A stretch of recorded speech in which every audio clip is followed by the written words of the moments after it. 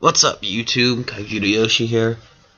I'm going to be doing a kind of different video today. Instead of a card of the week, I'm going to be going over a card that I think is not good, but other people think is good.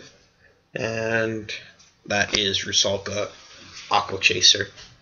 Alright, so this card, basically it's level 4, 1000 attack, it's water, and its effect is Psionic Rebuke. I think I just said that wrong, but I don't really care. I'm tired. When this creature enters the battle zone, you may return target creature from the battle zone to its owner's hand. Alright, so one thing that you can notice is that this returns any creature, yours or your opponent's. So you can do stuff like bounce cards such as Hydro Spy, and then you can drop it again and draw a card. That's obviously a cool play. You can bounce stuff like Razorkinder, drop it again, and get rid of their card. That's a cool play. And then if you just want to bounce your opponent's stuff, they could have something that's really big, maybe like a Bulgash Dragon or something. Bounce that back to their hand, and then I have to drop it again next turn. These are all decent things about this card, but that doesn't make this card good, in my opinion. So to start out with the combos with something like Hydro Spy, there are a few flaws with this. One is that these both cost 4. So if you drop this, let's say you have this on board, drop this and return it to your hand, that's 4 mana. Drop it again, that's another 4 mana. That's 8 mana. That's not that easy to get in this kind of deck, honestly. Like, usually when you're running water, you can run nature, but like if you're not running nature, you're really not going to be advancing your mana that much. You're not going to have 8 mana at this point. And you probably won't even have a Hydro Spy by the time it's 8th turn, honestly. If you've dropped this and it's been on the field for like a long time, I mean, they're going to probably find a way to get rid of it or something. So yeah, it's like decent in that respect, but like it's also not decent just because it takes so much setup. And the same with Razorkinder, that's 11 turns.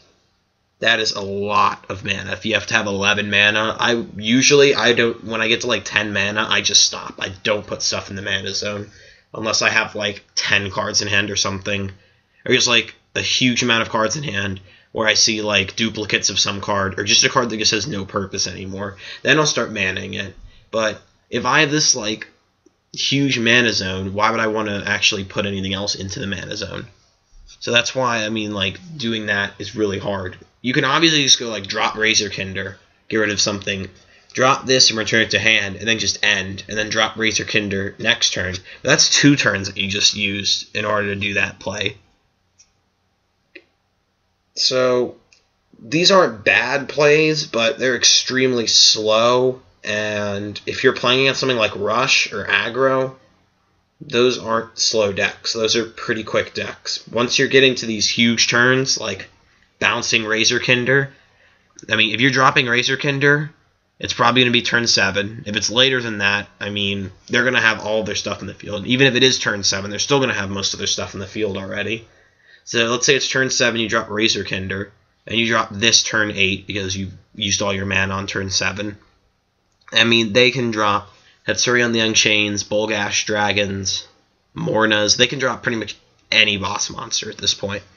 And it's nice to, like, be able to get these, like, +1s 2 turns in a row, but, like, it won't really matter if your opponent's got these, like, 2 double breakers that are just destroying all of your shields. You could have no shields now, and now you have to worry about Bolt Tails, Gilliflames, and stuff like that.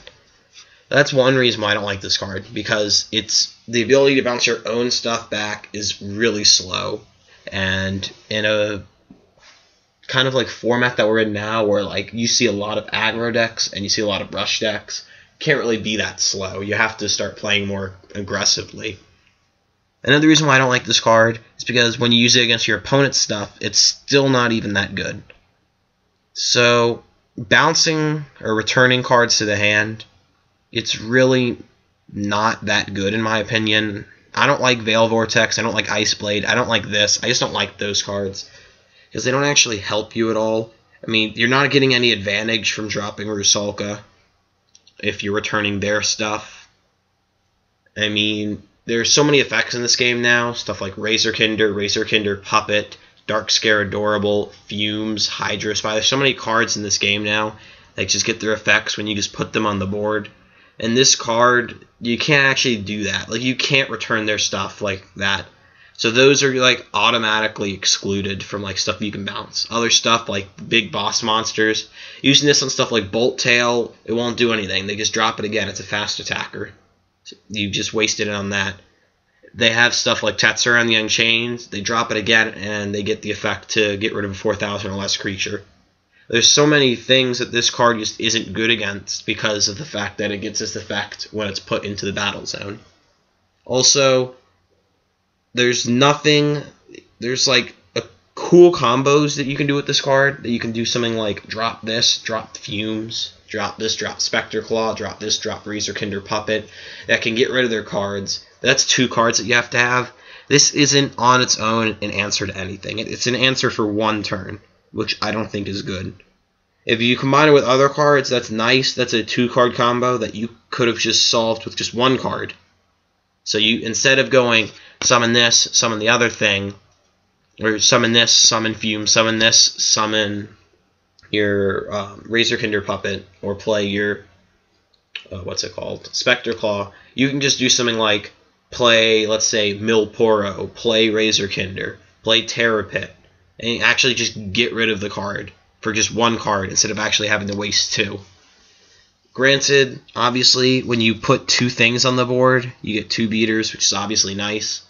But having 2 cards, having the hope that you can get 2 cards, is kind of just bad. I think Rusalka is a really bad card on its own, which is why I don't think it's a very good card now. It's basically what I'm going to summarize from this. It's really cool when you can combo with other stuff, but it's a really, really bad standalone card. And without other cards, this card doesn't actually do anything. It pretty much just wastes your turn and kind of just puts a body on the board. And yeah, so that's all I have to say for this. If you guys have anything you'd like to say, or if you guys want to say why you think this card's good, or want to try and like refute something that I said in here, please comment below. Yeah. Alright, so thanks for watching, and peace.